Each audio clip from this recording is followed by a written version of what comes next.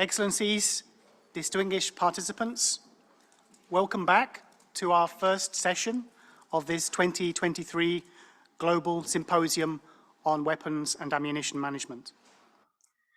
My name is Paul Holtom, and I am the head of UNIDIR's Conventional Arms and Ammunition Programme, and it's my honour and privilege to be the moderator for this session, where we'll focus upon new developments regarding international and regional normative frameworks. Effective through-life weapons and ammunition management contributes to the implementation of many international conventional arms control and ammunition instruments. Some of these instruments were adopted 25 years ago in the early 2000s, and as we've heard this morning, some others much more recently, with the United Nations General Assembly First Committee adopting the global framework for through-life conventional ammunition management just last month. These key normative frameworks provide guidance to inform national approaches, policies and practices for through-life management of conventional weapons and ammunition. And we'll hear a bit more about this later. During the past decade, the United Nations Security Council has increasingly emphasized the importance of weapons and ammunition management in relation to armed conflicts, transitions, and stabilization efforts. And in his new agenda for peace, as we heard earlier, the United Nations Secretary General has called on member states to strengthen the implementation of regulatory frameworks and policy measures to prevent the diversion, illicit proliferation, and misuse of small arms and light weapons and ammunition. From our perspective, linking global norms with regional, including sub-regional normative frameworks initiatives is one important way to achieve this goal. And as we'll hear in this panel, these regional efforts take into account regional realities, experiences, and trends, and we think also contribute towards strengthening the implementation of global frameworks. The Secretary General himself has emphasized that such efforts can help to reduce what's termed the human cost of weapons, thus preventing armed conflict and violence, and thereby sustaining peace, security, and sustainable development. This session introduces recent developments regarding international and regional normative frameworks, approaches, and policies covering through-life management of conventional arms and ammunition. And we are very, very fortunate to have three excellent speakers from the United Nations and regional organizations to walk us through this discussion. We will gain insights from a diversity of regional perspectives on challenges and good practices, and I hope have a productive dialogue while learning from the various experiences here in the room and also from those joining online. There are three key questions that we're seeking to address in this session and for which we'd welcome your active participation. What are some of the implications of recent developments for efforts by different stakeholders interested in promoting a comprehensive, holistic, and integrated through-life conventional weapons and ammunition management approach? What could be the roles of different stakeholders for contributing to through-life WAM? And how may WAM weapons and ammunition management act as a catalyst or a vehicle for promoting and fostering points of convergence between international and regional legal and policy frameworks, as well as United Nations resolutions and processes? In a moment, I'll give the floor to Mélanie Régimbal of the United Nations Office for Disarmament Affairs in the Geneva office. And then we'll hear from Musah from ECOWAS's Small Arms Division, before finally hearing from Pier de Luca from the Organization of American States. And so it's my pleasure to introduce our first speaker and my neighbor here in Geneva, Ms. Mélanie Régimbal, who is currently the Chief of Service of the United Nations Office for Disarmament Affairs, the Geneva office, and also serves as Deputy Secretary General to the Conference on Disarmament. And she's uniquely placed not just to tell us about the normative frameworks, but also the regional, if asked as well. Mélanie, the floor is yours. Thank you. Thank you so much, Paul, and it's such a good thing to be your neighbor, both in this room, but also office neighbor. Ladies and gentlemen, it's a pleasure to see all of you again, meet some new people, but also see so many familiar faces in the room. And as Paul has said, I have a lot of nostalgia this morning as I sit on a regional panel, despite coming here to speak to you about some of the global framework. My time in regional issues on small arms and light weapons and ammunition was some of my happiest professional days, and so it's good to be here. But before I start, I want to first thank UNIDIR for organizing this global symposium and for inviting the Office for Disarmament Affairs to be part of it. This symposium provides us an important opportunity to jointly reflect on key developments regarding relevant international, regional, and national frameworks, policies, and practices on how we as a community can promote effective weapons ammunition management as an essential contributor to the conflict prevention, armed violence reduction, peace building, and of course, sustainable development. We are, I guess this is not a secret nor any high revelation, but we are in unprecedented times characterized by an increasingly fractured multilateral system, mounting levels of geopolitical tensions, and growing military spending and more complex, deadly, and intractable armed conflicts. We face threats to the international peace and security that need comprehensive and collective responses. One of these major threats is the diversion, illicit trafficking, and misuse of conventional weapons and ammunition that continue to fuel conflict and violence, facilitating human rights violations, gender-based violence, and enables organized crime and terrorist acts. The Secretary General rolled out a few months ago the new Agenda for Peace. The centrality of disarmament and arms control in responding to these increasingly complex challenges has been recognized by the Secretary General's new Agenda for Peace, launched last July. In his policy brief, the Secretary General not only identified arms regulations and control measures as critical for preventing conflict and violence and sustaining peace, but he also called for actions to reduce the human cost of weapons, including through greater control of small arms and light weapons, and of course, their conventional ammunition. In this regard, the Secretary General put forward three main recommendations, which brings us to the topic of today. First was the development of national and regional roadmaps. Second, the issue of setting voluntary national targets. And third, the whole of government approaches to integrate small arms and light weapons control and that of their ammunition into development, prevention, and peace-building initiatives at the local and national levels. These three levels of actions are many of the things that you will hear from our regional partners today. All of these recommendations align with the goal of the relevant international legal and political instruments and frameworks that states have committed to implement. As such, the new Agenda for Peace provides a new framework to develop a comprehensive approach for a through-life conventional weapons and ammunition management.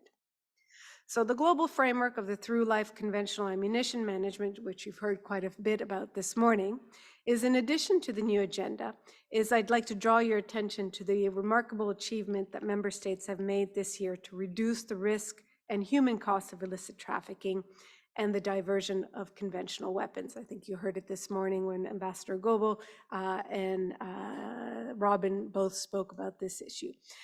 So the remarkable issue is that a resolution was passed without going through a vote, supported by everyone, to prevent and mitigate unplanned explosions at munition sites. This is part of the objectives that we have in the conventional arms and ammunition framework.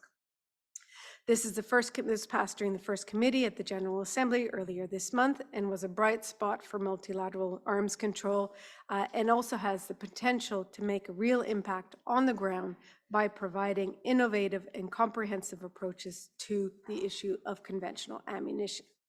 The scope of the global framework covers all types of conventional ammunition, from small caliber ammunition to the largest conventional ammunition.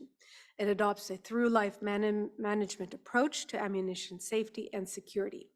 It provides a means to comprehensively address the dual risks associated with conventional ammunition at every stage of its life cycle, from the point of manufacturing to their eventual use and disposal, all things that have been echoed this morning. As such, the 15 objectives that states have committed to promote the safety, security, and sustainability of through-life conventional ammunition management. These commitments range from the use of relevant standards and guidelines through the adoption of the needs-driven approach to international cooperation and assistance, as well as a number of technical, safety, and security measures.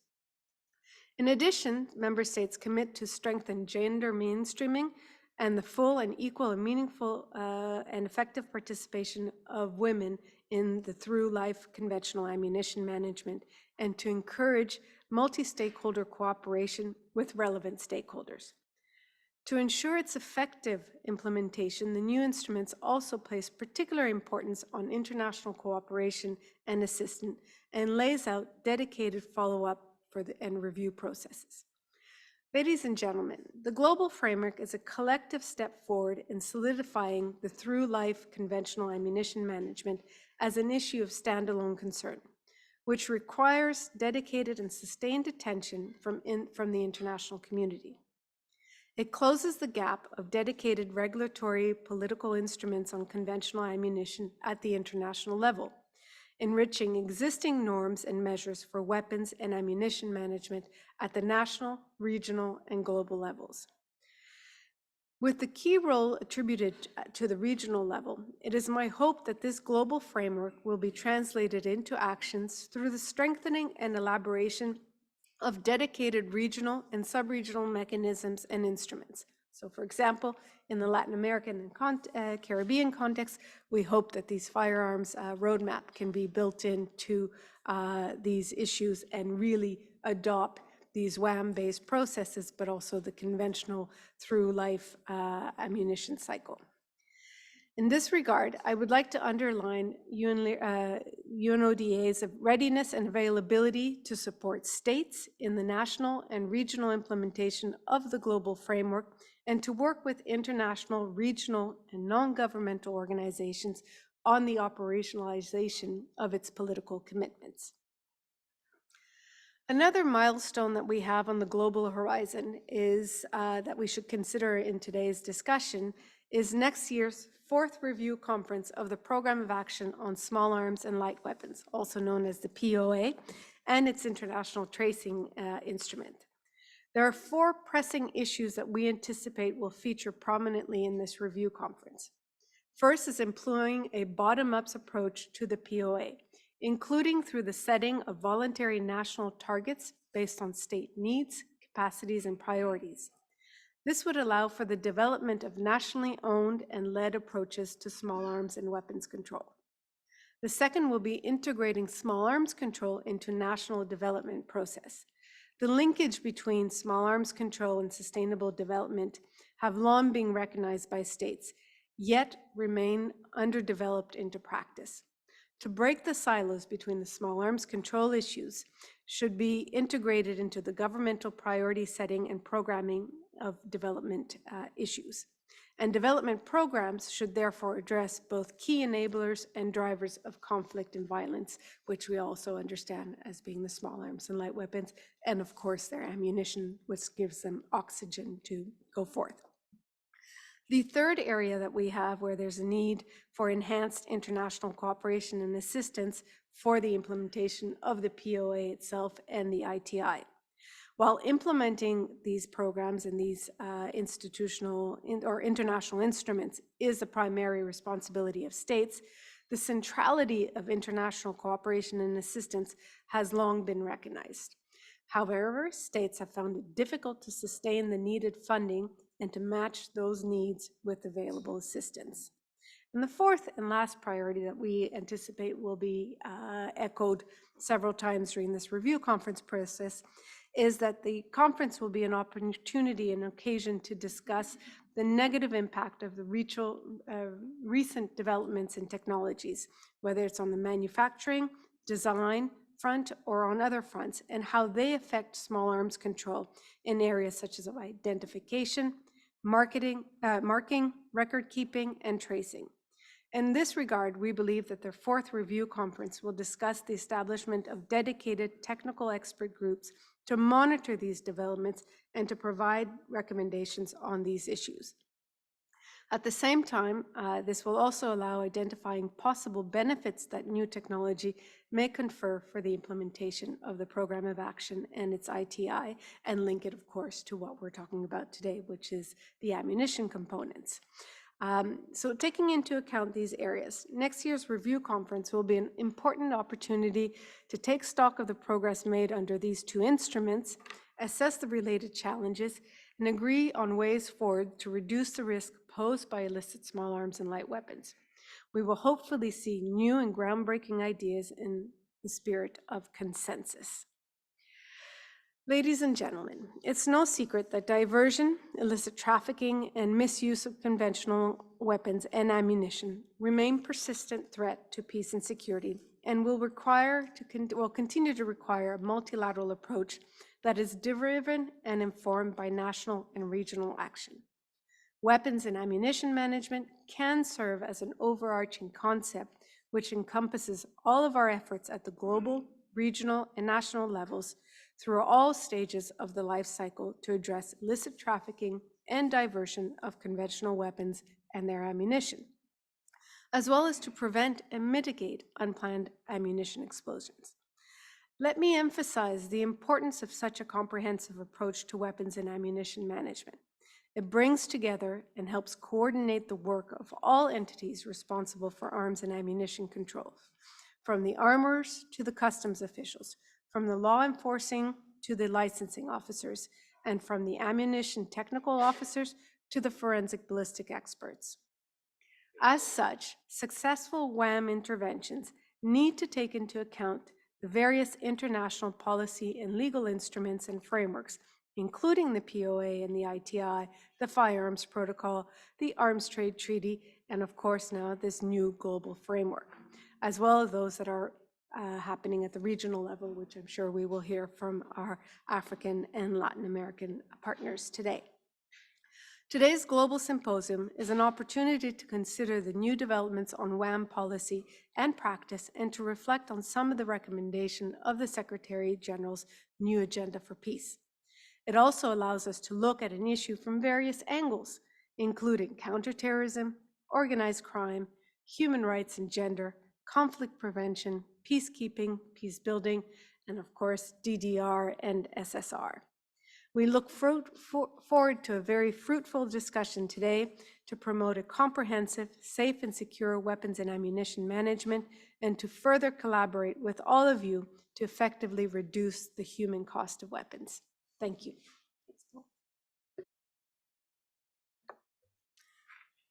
Thank you so much, not just for a perfect start for this session today, but I think a scene setter for the discussions throughout the day, and also preparations for next steps, certainly with regard to the global framework, the program of action, the Firearms Protocol, and also the regional instruments, which I know we'll hear about more in a moment. And with that, it's now the honor for me to introduce His Excellency Ambassador Abdel-Fatau Musah, of the Commissioner of the Political Affairs, Peace and Security at the Economic Community of West African States, ECOWAS. We look forward to hearing his remarks, delivered online now, hopefully from Abuja, and to be delivered by Mark Kwadio of the Small Arms Division. I look forward to hearing his remarks. And for those of you in the room, I advise to put on the headsets, as the sound I don't think carries so strongly from the audio, so hopefully that will help. And with that, please, I'd like to pass to our esteemed and distinguished guest from Abuja.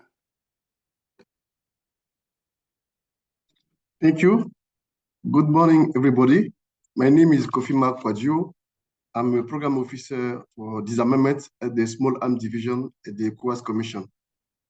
I'm delivering this speech on behalf of the Commissioner for Political Affairs, Peace and Security, Ambassador Abdel-Fatau Musah, who is unavailable at the moment.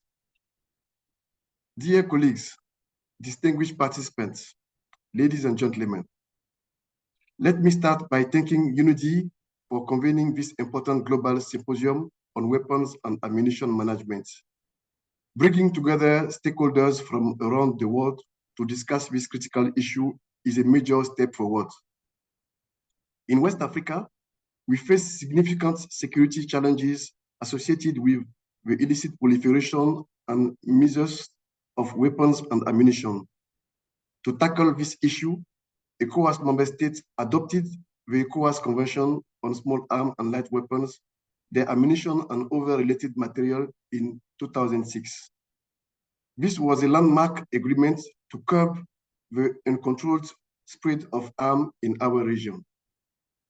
Later, ECOWAS complemented the convention with an action plan to provide operational guidance on implementation.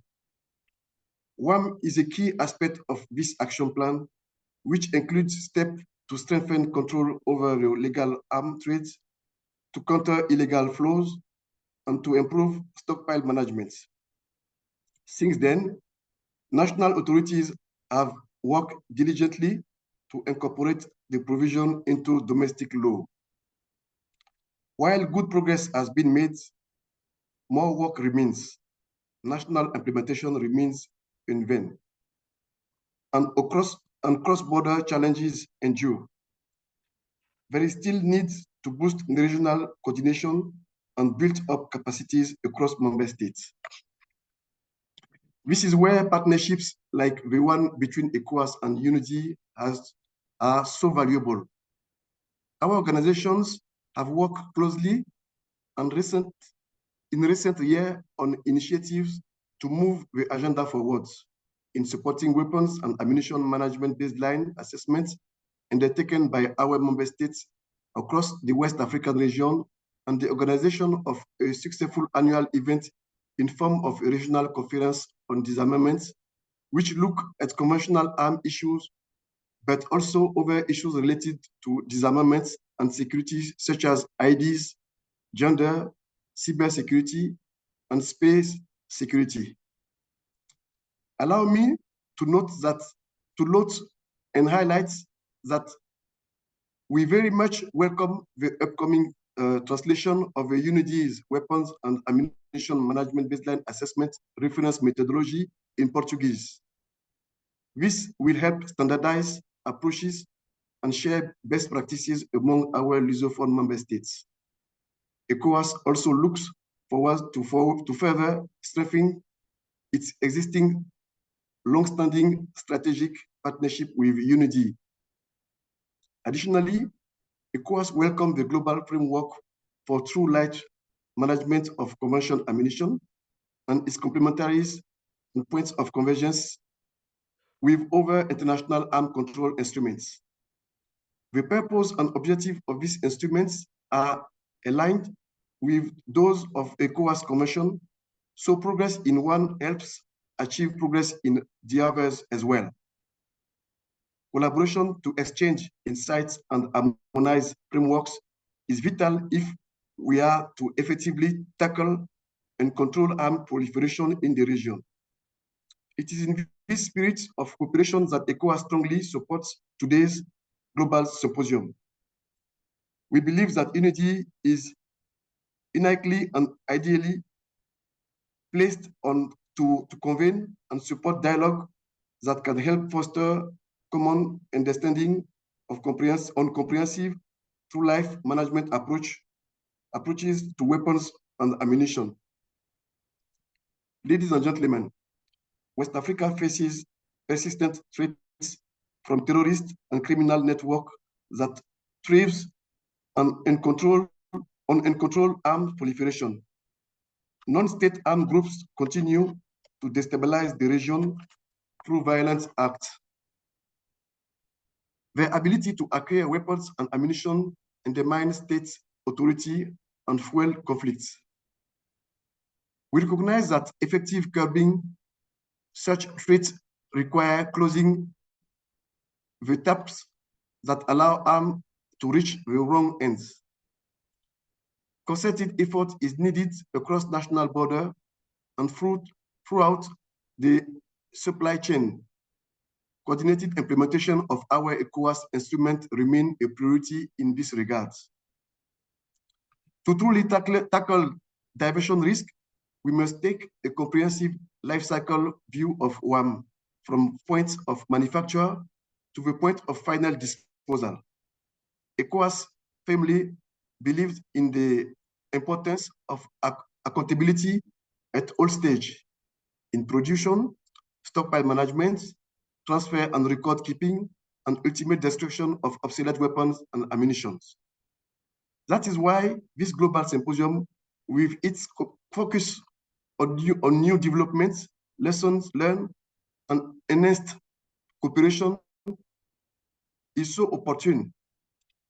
It provides a key platform to strengthen dialogue between policy makers, practitioners, and other stakeholders. We must capitalize on opportunities to reinforce legal frameworks and operational practices through increased coordination at all levels. The enriched discussion here can aid our shared goal of more responsible WAM governance. In closing, let me reemphasize how critical platforms like this are for promoting cooperation across our region and beyond. I once again thank UNIDIR for bringing us together. As we move forward from today's informative discussion, I would like to emphasize that sustained financial support in this field is vital. National implementation of framework remains an ongoing struggle without adequate resources.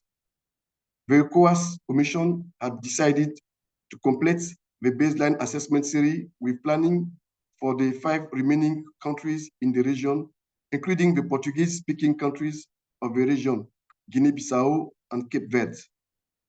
This is why we very much appreciate the fact that UNIDIR has made the Portuguese version of the methodology available to experts and interest organizations. The Commission has organized recently in Bissau a training meeting for WAM baseline assessment focal points in member states that have already conducted baseline assessments. And we are determined to provide the region with a pool of experts capable of conducting baseline assessments. To this end, we encourage our partner to invest in the creation and training of regional experts database.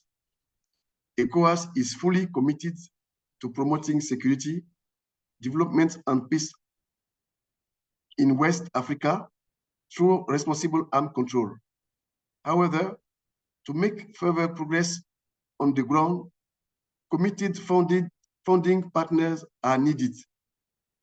With enhanced support, together we can more effectively tackle illicit arms proliferation, counter-related threats, and ultimate work together for a stable region.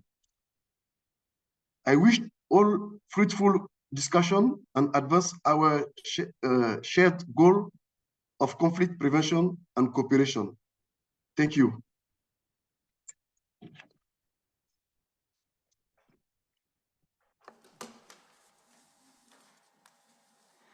Thank you so much, Mr. Guadio, for your intervention on behalf of Ambassador Musah. Thank you also for, as we discussed, highlighting challenges in your region, but also taking a look at the alignment between the regional and global frameworks and instruments with regards to weapons and ammunition management, and also emphasizing that importance of sustainable international cooperation and assistance to build capacity to sort of be able to respond and prevent the challenges that you highlighted. Thank you, of course, also for the excellent cooperation with UNIDIR, in particular in the conduct of weapons and ammunition management baseline assessments across the region. We took note, we have 5 more to work with you on. And I'd also like to thank you for the support you provide for our annual Weapons and Ammunition Management in Africa update. The French edition, I hope, is to be released today, and I've taken note that we should be providing a Portuguese version of this next year as well, in addition to the update of the baseline assessment reference methodology. Thank you so much for the intervention and also for the further requests for additional work for UNIDIR. It now falls to me to introduce the final speaker from the podium today, and it's my great privilege and honor to invite Ms. Pier, Angelli de Luca, to offer another regional perspective on the issue of weapons and ammunition management. Pier is the manager of the Program of Assistance for Control of Arms and Munitions, which has the handy acronym PACAM, at the Organization of American States, the OAS, and she oversees PACAM support to OAS member states. And so I won't give a lengthy introduction. I'll pass it over to you, and please, the floor is yours. Thank you so much, Paul. Good morning, everyone. It's a great pleasure to be here on behalf of the Organization of American States and to share a panel again with the moderation of Paul, share the panel with Mélanie that is an expert in our region. So it's great that I'm not the only one representing Latin America and the Caribbean here. And I will echo what ECOWAS just mentioned. And as a Brazilian, thank you for translating the documents to Portuguese. And I encourage you to keep translating the other documents. In my brief presentation this morning, I wanted to give you some inputs of what are the recent developments in the Americas, Latin America, Caribbean, and North America, that we believe that it's very aligned to the global discussions and that could contribute to our discussion today and to answer some of those questions that Paul mentioned in the morning. So thank you, UNIDIR, for inviting us to be here, and congratulates on organizing this event and bringing such important discussion to the table. Next slide, please. So as of you may be aware, the Americas, unfortunately, it's the region with the highest rate of armed violence, even though we don't have any formal active armed conflicts. We have the highest regional rate of homicides, and more than 75% of those are committed with firearms. So this is a very important topic for us, and perhaps because of this, we were the pioneers on signing a regional agreement, a legally binding agreement to prevent, eradicate, and combat the illicit manufacturing and trafficking of firearms and ammunition with our convention that is known as CIFTA. CIFTA was signed in 1997. We are very proud to be the inspiration for the firearms protocol. So you may be familiar with some of the CIFTA obligations since they are very similar to those contained in the firearms protocol. 31 out of the 34 OAS member states have ratified CIFTA, which shows the political will of the region in terms of addressing the threat posed by firearms trafficking. Some of the CIFTA obligations target through life management of weapons and ammunition, as you can see in the screen. So CIFTA mandates marking, record keeping, improving border controls, mandates the creation of import-export licensing systems, strengthening physical security and stockpile management, with the goal of reducing diversion and ensuring that the states have control and oversight of the entire life cycle of firearms and ammunition. Next slide, please. So even though there is a lot of political will in the region, there are still many challenges to implement CIFTA. And because of that, a whole governance structure was put in place to support our member states in implementing CIFTA obligations. That starts with political meetings. We have regular meetings of Conference of State Parties, and we have an annual meeting of a consultative committee where the state parties have assigned points of contact to discuss and analyze how the CIFTA is being implemented, if it's necessary to update the convention. And those are spaces where we are able to share with the countries any developments on the global framework and see how we can establish synergies with the convention. So for instance, in the last meeting of the technical committee of CIFTA, we had presentations on the global framework that at the time was still being discussed to feed the discussion in the global framework and also to raise awareness of our member states of what's happening in terms of for life management of ammunition.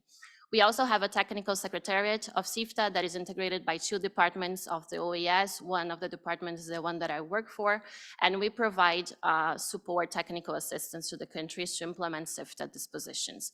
And as a result of this governance structure, we have very concrete developments that support our member states. We have a course of action that it was approved.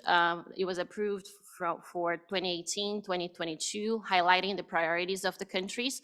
That course of action was extended, and it's going to be reviewed in the next Conference of State Parties that is coming next year.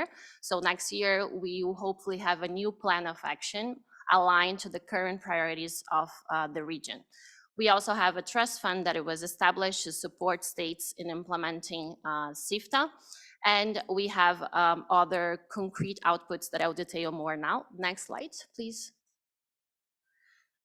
So starting with model legislation, SIFTA state parties have approved a set of model laws and guidelines that seeks to facilitate the harmonization of domestic legislation to the SIFTA obligations. The model laws, as you can see, target some of those stages of the life cycle. So for instance, there is a model law on marking and tracing, on record keeping, on strengthening controls at export points. There is OAS standards for marking and record keeping that facilitates the standardization of how firearms are marked in the region and for those records to be shared across countries. And very recently, SIFTA state parties have mandated us to develop 3 new documents to integrate the model legislation. 2 of those documents will be model SOPs for destruction of firearms and a model SOP for physical security and stockpile management. The idea of these SOPs is not to reinvent the wheel or duplicate the work. We are looking at Mosaic, at IETGs and all the relevant frameworks, now the recently approved framework on for life management of ammunition, and doing the SOPs as a more practical tool aligned to the needs of our countries to help them making those global standards more operational. We were also tasked to develop a guideline in terms of the prevention, and I'm sorry that I think this is not in the slide, the prevention of gender-based violence with the misuse of firearms. This is very important for us because it's going to be the first time that gender mainstreaming is addressed in the SIFTA. So it was a long time overdue to have more of a gender perspective and targeting a very important issue that is gender-based violence with the use of firearms, which in the region has also very incredible highest rates. So these 3 new documents are being developed. We are going to do a consultation with technical and political authorities as well with relevant organizations, and we hope that it's going to be approved in the next Conference of State Parties in 2024. Next, please. We also, SIFTA state parties have also recognized that there is still a gap for more knowledge on the characteristics, the roots of illicit trafficking of firearms and ammunition in the Americas, and particularly on assessing state capacities to prevent, control, and persecute illicit firearms trafficking.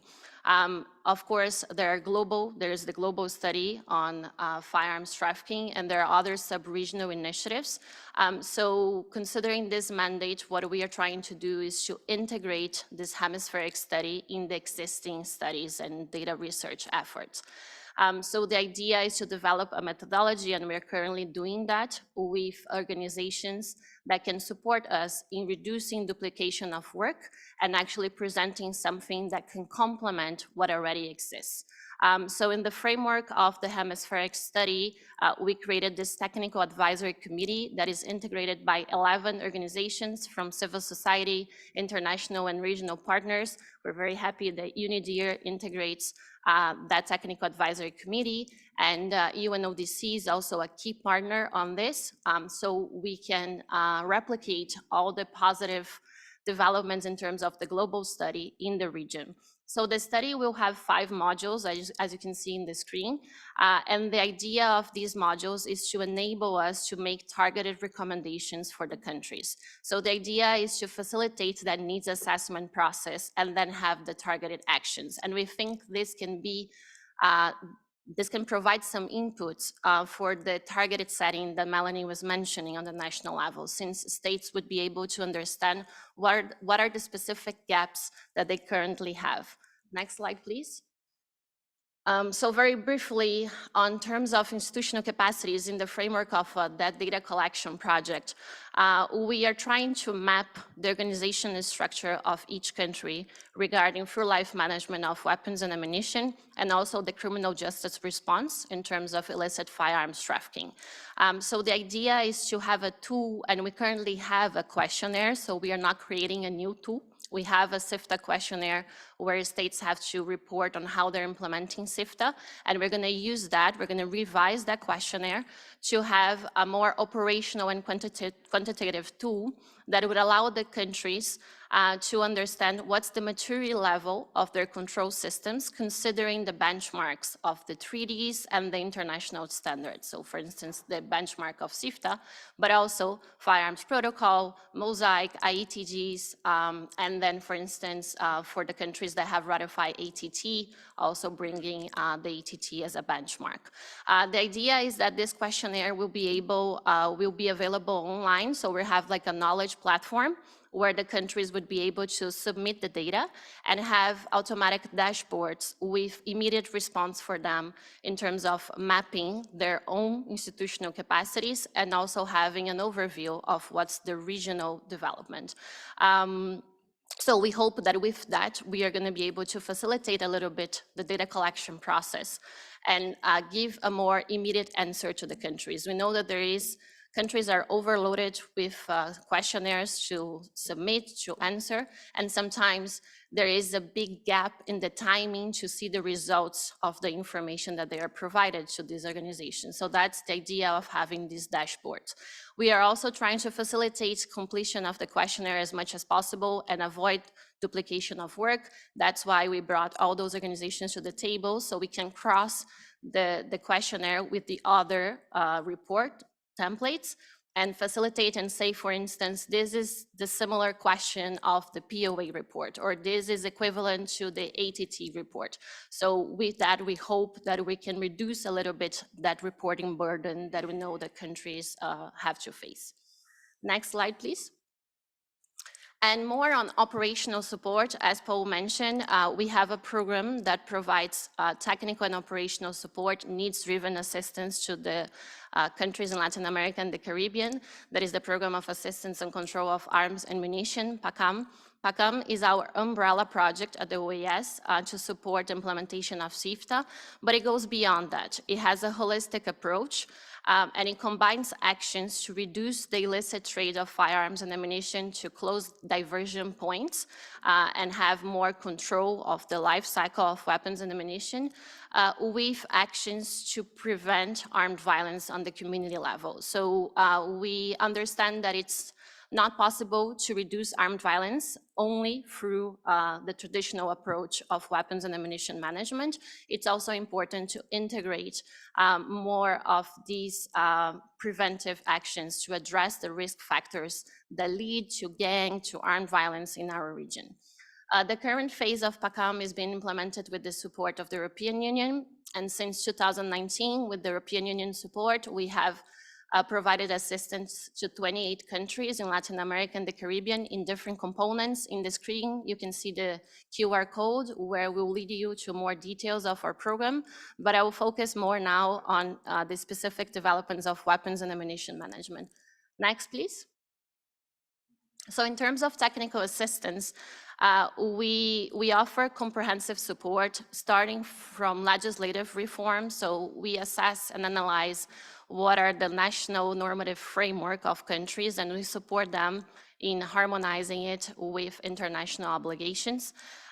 In terms of the normative, the legislative support that goes beyond just the law, we also support them in drafting SOPs, decrees, operational documents as needed.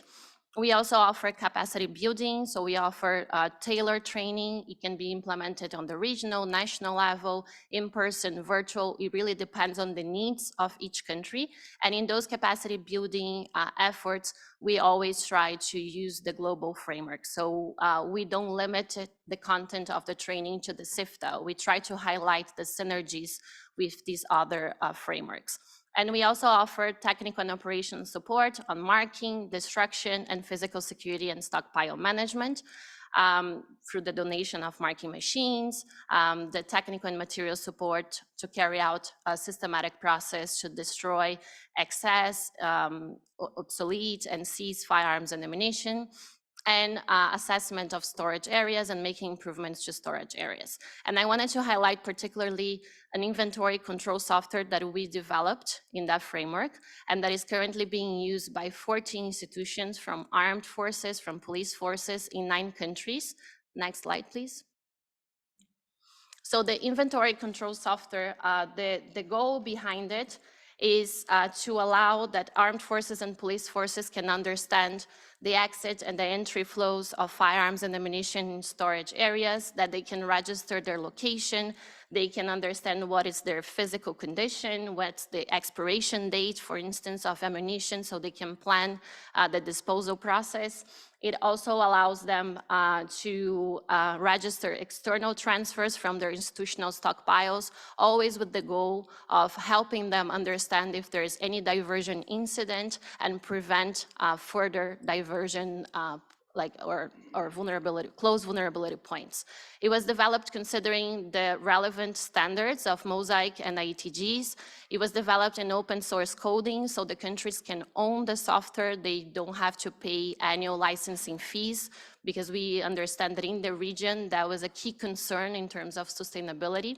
They also had some concerns in terms of data security, and they didn't want to have a software that it was connected with a private company. And this tool is quite mature now. We have been using it for the past 4 years. We are now in the upgraded version, and we think that this can be an example of like how we could favor cross-regional cooperation. Since a software like this, we see that there is the potential to be implemented in other parts of the world. Currently, it's only available in Spanish and English, but the Portuguese version is coming, and we hope also to have it in French available, considering the official languages of the OAS. Next slide, please. And finally, I wanted to highlight some of the regional coordination tools that we have in the region. So starting with our work to strengthen international transfer controls. Next, please.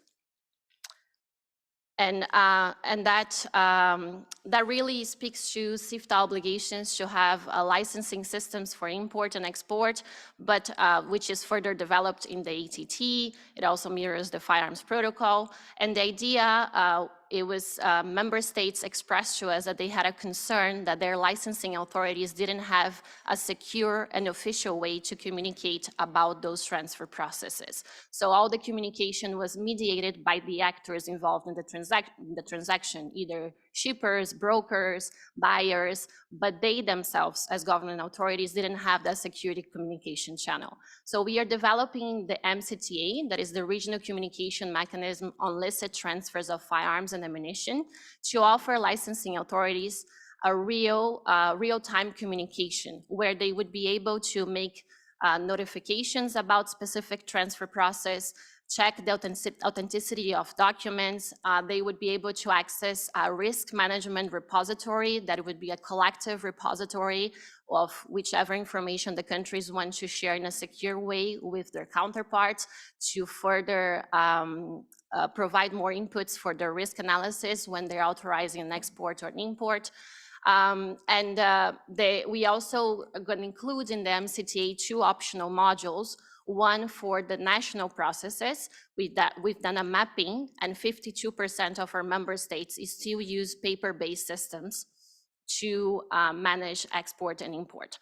And as you all know in this room, with paper-based systems, we have a number of limitations in terms of information sharing, having record keeping, having reports. So we're gonna offer an optional module for the states that want to upgrade to an electronic system to manage their licensing process. And we're also gonna offer an optional module to connect customs authorities. And with that, we hope that we're gonna be able to close some of the communication gap on the national and regional level in terms of having licensing authorities, customs authorities, communicating and sharing information in terms of licit transfers, that we know that the lack of communication is a vulnerability that can facilitate diversion. And we are developing the software now, and we hope to pilot in 2024. And then from there, hopefully we'll be able to expand it and include countries in other regions, since the flow of firearms and ammunition, it's not limited to the Americas. Next, please. And finally, I wanted to very briefly, and I know that I'm going a little beyond my time, Paul, but I just wanted to update you in terms of the roadmaps. As Mélanie mentioned, our region has currently has an active roadmap that is the Caribbean Firearms Roadmap, that EU and LYRIC and CARICOM Impacts are co-custodians of the roadmap, and we are proud to be an implementing partner of the roadmap. Just 2 weeks ago, we were in St. Lucia for the third meeting of the state parties or the states to the roadmap and the Caribbean roadmap. And considering the good results of the roadmaps in the Caribbean, in the Western Balkans, the recommendations that I was mentioning in terms of the Secretary General as well of the UN, our General Assembly of the OAS mandated us to develop a Central American firearms roadmap. The idea is to have this coordination tool between civil society, regional and international organizations, and the government authorities to have more effective actions targeting the specific needs of Central America. So I'm sure you're very familiar with the concept of the roadmap. It provides like a common M&E framework with shared targets. And then in a second phase, it allows us to work with each country in their national action plans and have their specific targets and actions. We are currently in the initial stages of the development. In October, we met in person with the points of contact that were designated by each country to represent them in the regional discussions. It was a very fruitful conversation that we had with the points of contact. All Central American countries are very looking forward to this tool. And I think it's a great example of the integration of the small arms and light weapons control agenda with peace and development. All the points of contact express their interest of having a preventive component in that roadmap. So targeting and including actions that work at the community level to reduce risk factors, to promote disarmament agenda, to promote a culture of peace.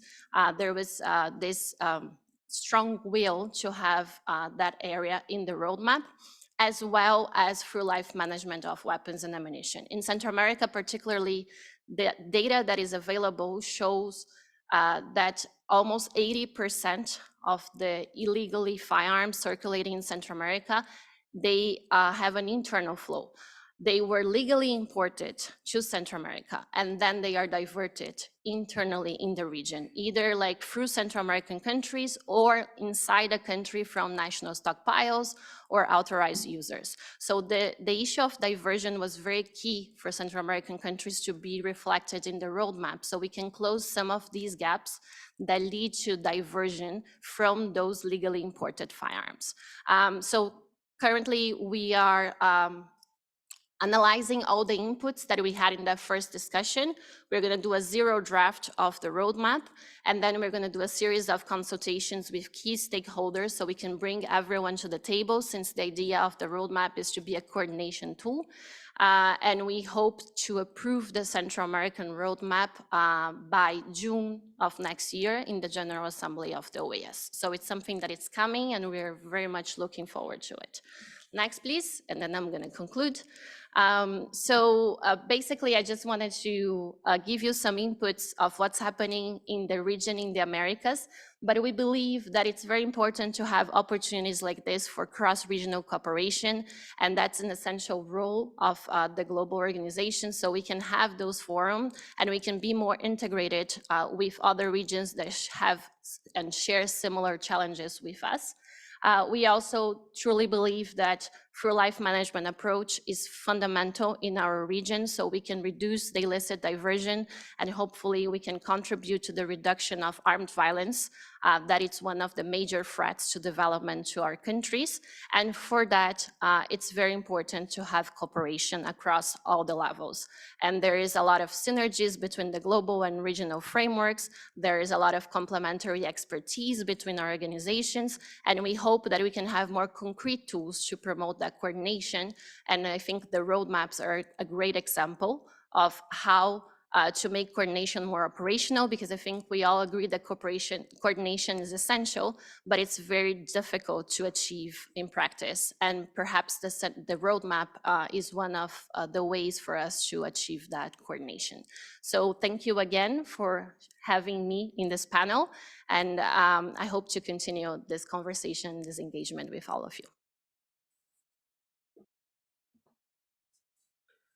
Thank you so much for introducing a whole range of practical tools, but also the initiatives around research, training, and also the use of technology for cooperation and coordination that you're providing in the region.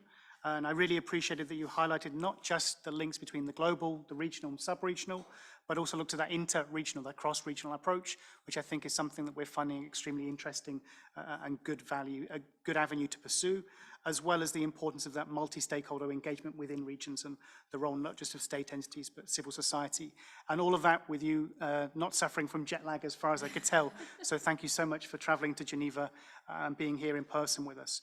We have a few minutes before we'll take a break, so I'll open the floor for any questions here in the room and also online.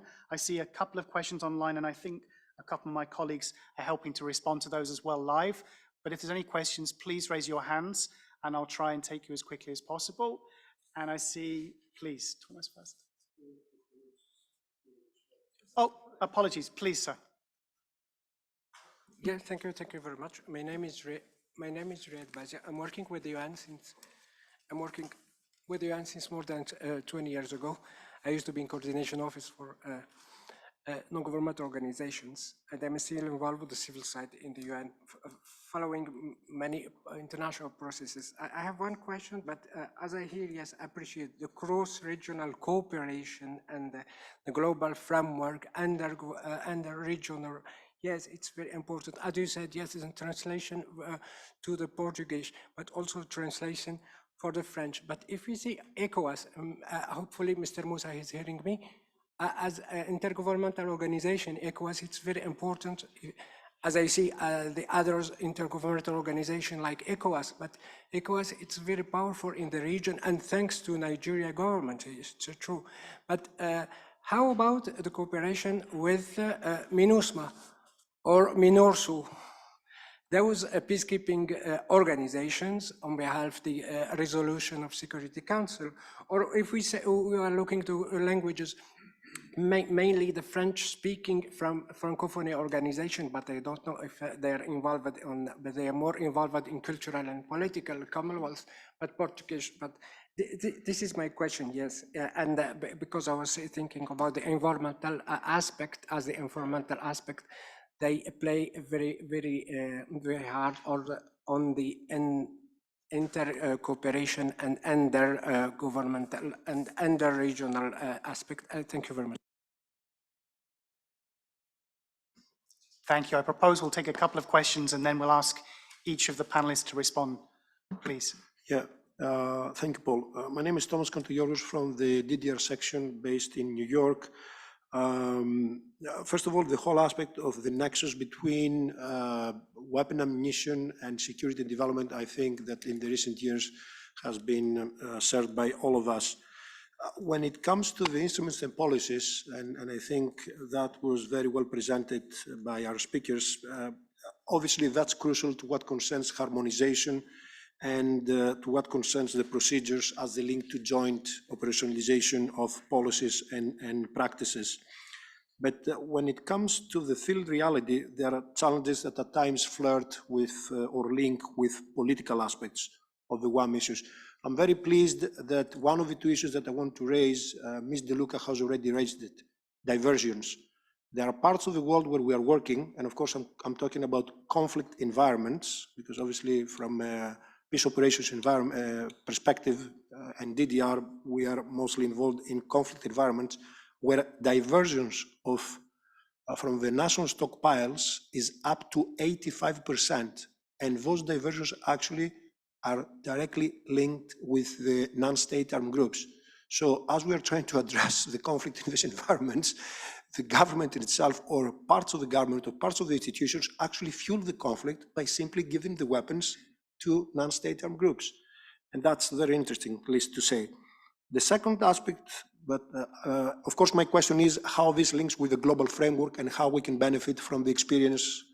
And many thanks again to OES for presenting this. We'll be very happy if we can, under the South-South Cooperation Initiative of the Secretary General, we can transfer part of these instruments and tools and database to other parts of the world, including in the African continent. My second question relates to so-called regulated weapons and ammunition in some of these contexts. And here I want to bring to the conversation the aspect of private sector and security agencies. I've worked in environments where the private sector has a day appearance and then it has a night appearance. And what I want to say here is that, first of all, there is a Wild West in many environments to what concerns the regulation of these entities. I mean, the Ministry of Interior and the ministries that are involved in regulating those companies, I mean, certainly, I mean, there is no framework in place, there are no procedures in place to do so.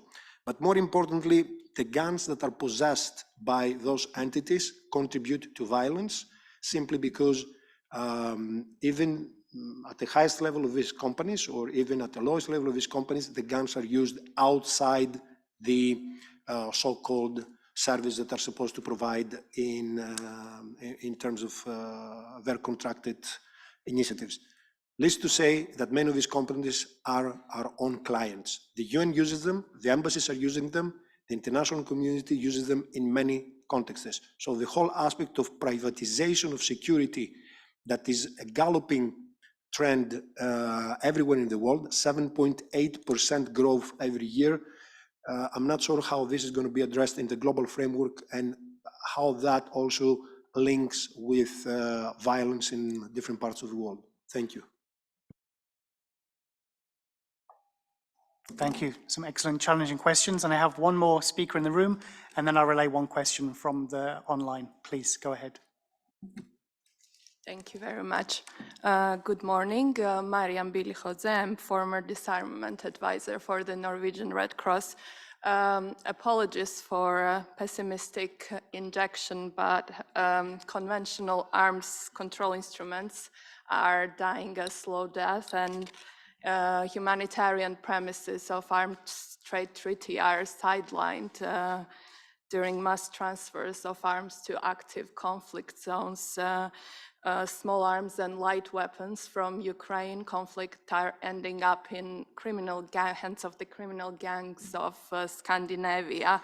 My question would be more general, and in the current political climate, how do you see, what tangible and actionable ways do you see in order to increase political attention and state compliance in order to realize the aim of reducing human cost of weapons? Thank you very much.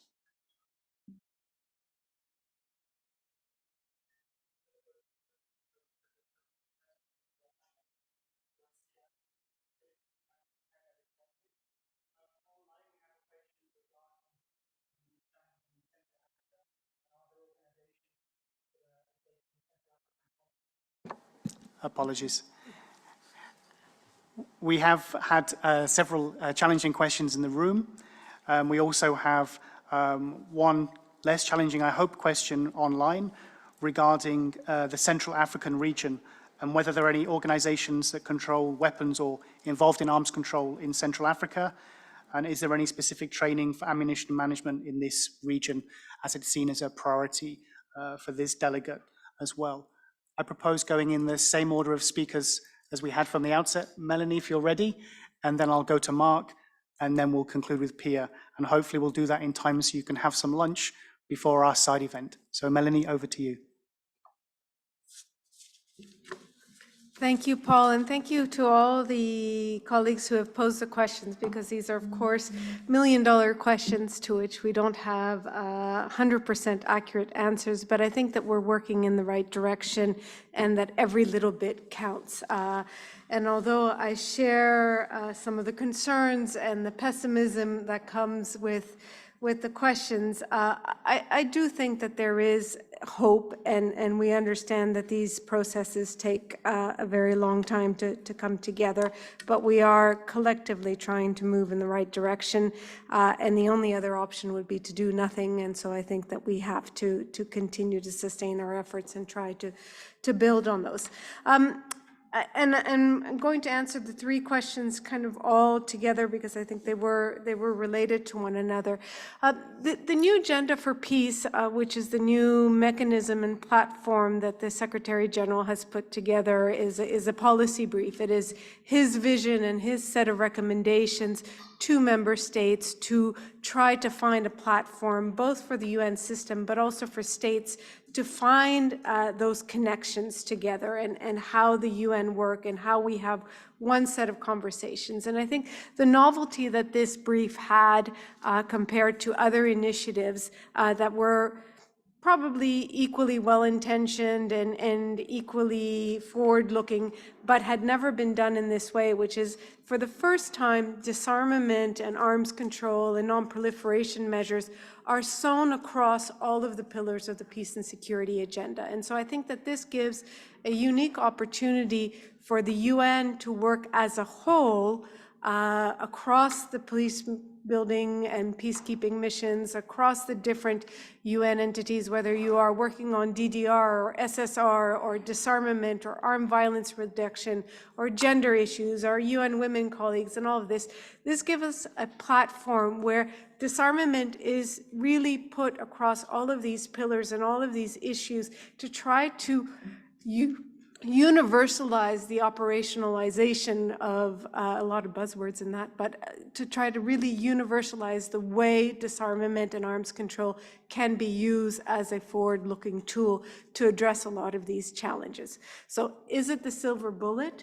No pun intended, but probably not. But it is at least an acknowledgement that arms control and disarmament measures can really be a way to find answers to reducing human cost of weapons, to addressing development challenges, but also in a way to preach a little bit internally to the United Nations in the same way that we as service providers and technical assistance bodies do to national stakeholders and authorities to say, you know, you have to set up your national commissions, you have to put in place mechanisms that allows you to have all of the relevant stakeholders at the table. Well, the new Agenda for Peace also allows us to have that within the UN family to say, if you're going to work on DDR or if you're going to work on an SSR, look at the disarmament aspects and vice versa. And so I think that this is a coordination mechanism that will be very useful in the short to medium term future, but also to have an impact longer standpoint to be able to bring that. And so I know that from a Latin American and Caribbean perspective, the issues of life cycle management and ammunition management and PSSM and destruction issues are things that were worked in with a lot of the peace missions that were in the region, where we're looking at Haiti or Colombia.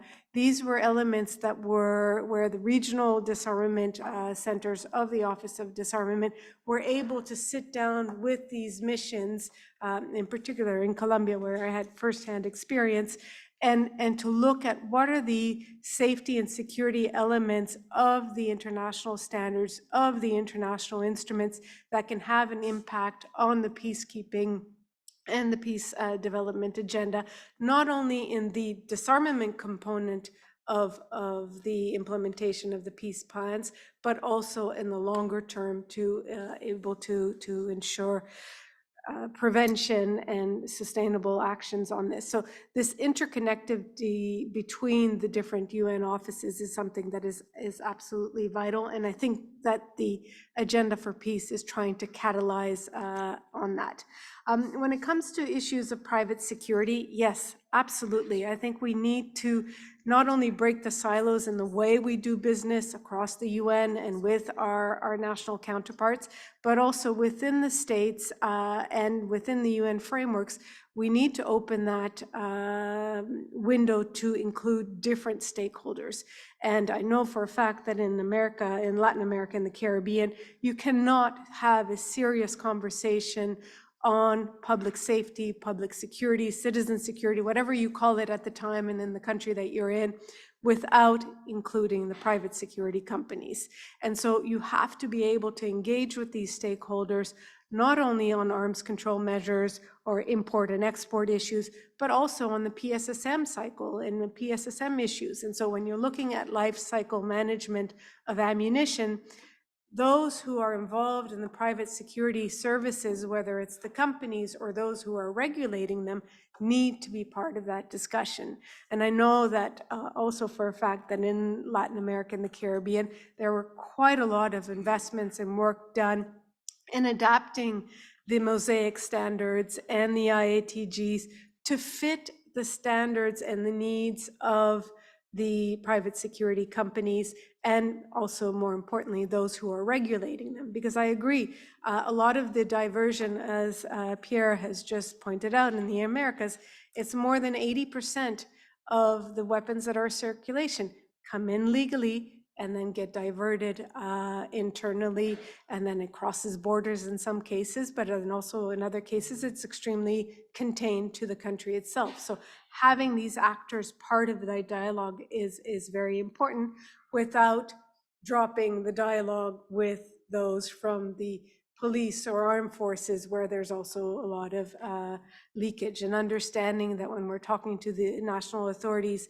that the commissions and the intergovernmental frameworks that we set up to address the small arms and light weapons and the ammunition components also include all of the relevant stakeholders at the table, but ensure that that dialogue is coherent across the board, and private security is a reality that needs to be there. And then I think there are also issues of ethical awareness and integrity that needs to happen, particularly on the part of the UN, as to who we hire and who we don't, and to ensure that there are checks and balances there. And so I think in many ways, maybe this addresses the question that was characterized as pessimistic. I think that is part of the reality, and I think that also as we get involved and witness these new conflict zones, is understanding the long-term impact that armed transfers have. And I think that that's one of the key messages of the Arms Trade Treaty and on all of the international instruments that we have, is understanding the impact that is immediate, but also the impact that is long-term. And I think we have all collectively been around sufficient conflicts to understand that the conflict doesn't end the day peace is signed, but rather has legs that grows and falls into other frameworks and conflicts and feeds other scenarios. And so there is a long-term commitment that needs to happen there. And I think that it is our obligation collectively to not only come up with the tools that can create these checks and balances and facilitate transparency and facilitate the work of the states who have the responsibility ultimately to implement it, but to also ensure that there is a long-term vision that is involved there, and that we continue to voice our concerns on all of these fronts. So I think that I will stop there in terms of answers, but can I also add, wow, I'm so impressed with all the work that the OAS is doing, and I think your MCTA is going to be a tool that's really going to change the way import and export controls are carried out in the region. So good for the OAS. Thank you. It's always good to have panelists having a little discussion. I'd like to see if we can have Mark on the screen as there was one question directed, I think explicitly to Mark Quadio.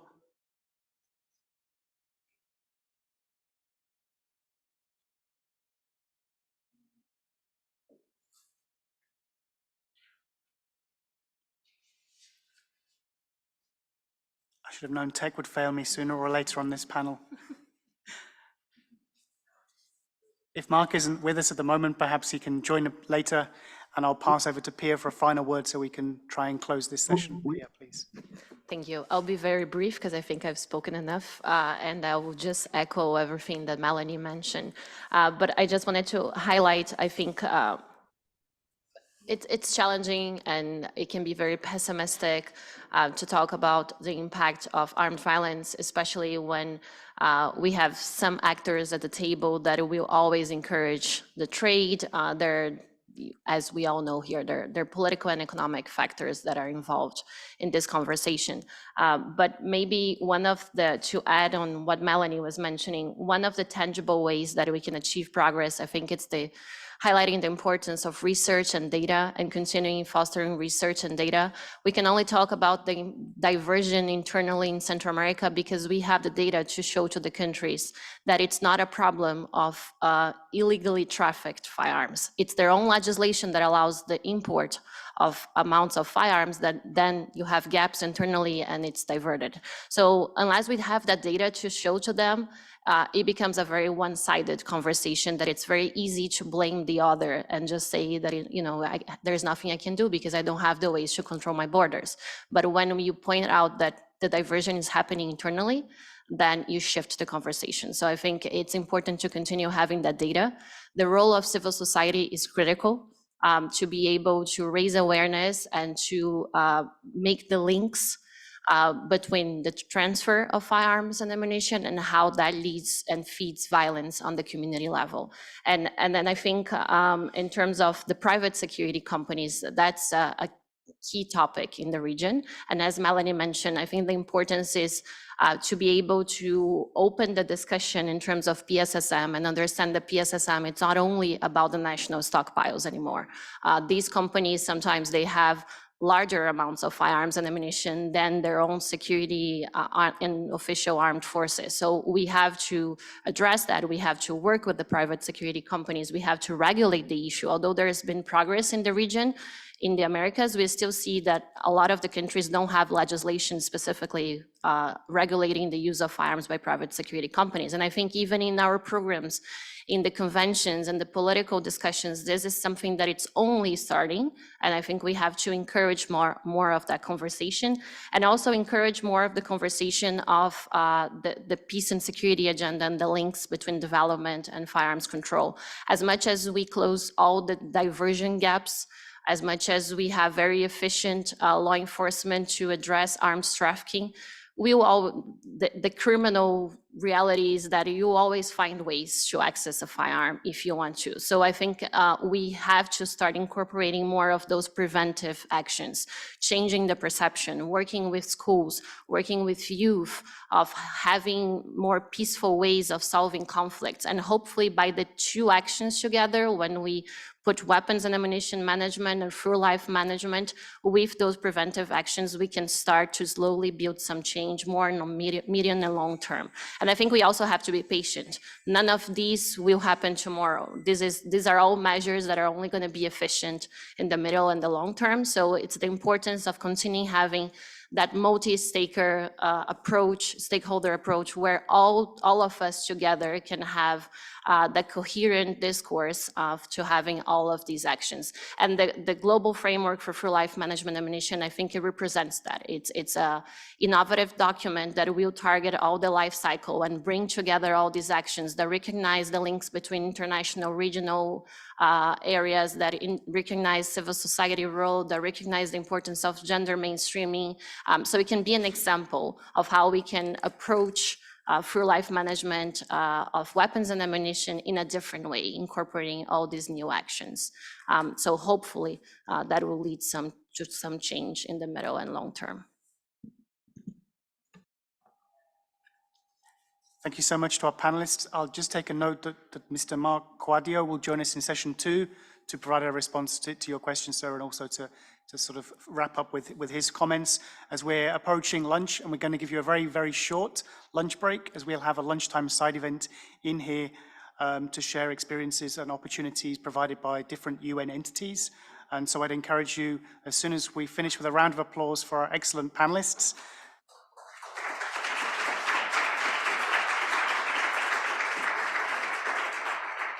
Thank you, to quickly grab a sandwich, a drink, and come back into this room. And for those online, please do so too. You've got 5 minutes to make a cup of tea or coffee or whatever you need to get you through the next hour or so. And thank you so much for your attention. And I'm glad that we've had a great start with this first session and look forward to more continued engagement throughout the day. Thank you.